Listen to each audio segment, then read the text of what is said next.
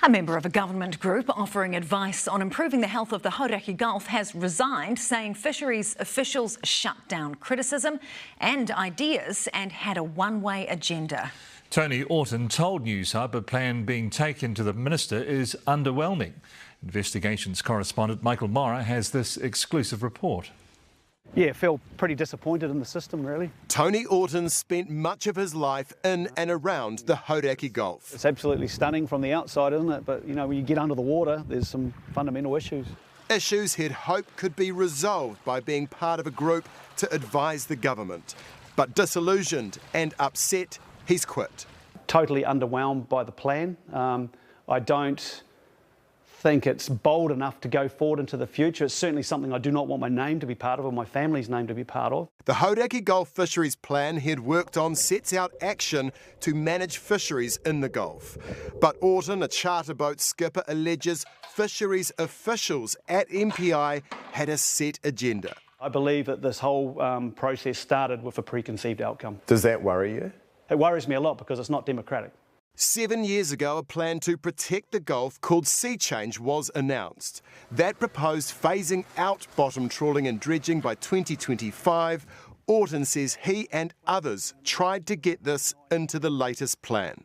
And when you suggested this? When we suggested it, it was basically shut down. Instead, what MPI has called trawl corridors have been put forward. Corridor is a narrow strip. It's quite misleading. They're very large areas of high economic value.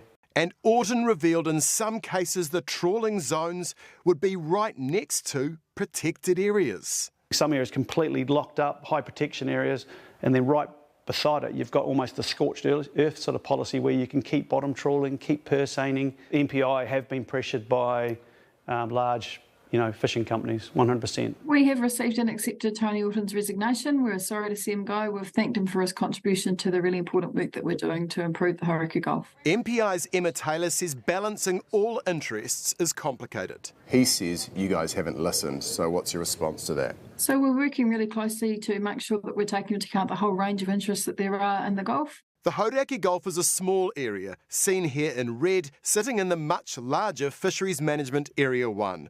Orton believed it should be managed separately so quota can be managed based on localised areas.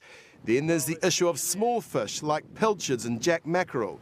They are heavily targeted by commercial vessels, but the draft plan suggests more research on the impact of their removal. And how much research do you need to do? I mean, we've got to action this now. It's pretty obvious that, whales eat pilchards or dolphins eat pilchards or kingfish and snapper eat pilchards. Gannets eat pilchard. We just need to look after what we've already got. Orton is not alone in his concerns. Newshub has seen briefings to Minister David Parker where 3 other members of the advisory group have expressed concerns about allowing trawling and dredging to continue and not assigning the Gulf its own management area.